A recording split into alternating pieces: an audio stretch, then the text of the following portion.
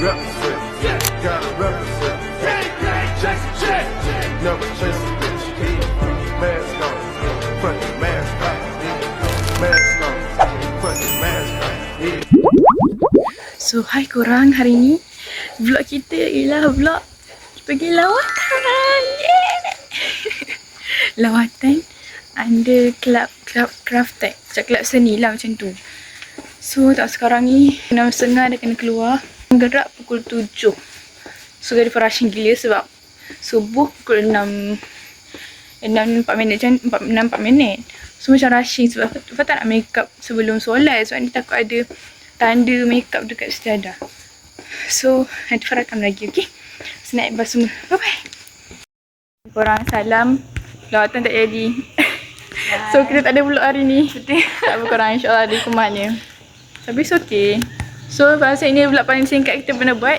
Nanti fokus je sebab pasal kelakar. Tak jadi sebab, okay, biar aku cerita kenapa. Sebab, sebenarnya asalnya, nak beri salam kat aunty. Ya, asalnya mula-mula kita orang pergi tu 2 bas. Lepas tu macam ada masalah apa tau. Jadi 1 bas. Lepas tu kita satu masalah tau mula-mula. Lepas tu kedua pula driver bas KMS semua cuti. Sebab sekarang waktu cuti, jadi memang tak ada driver.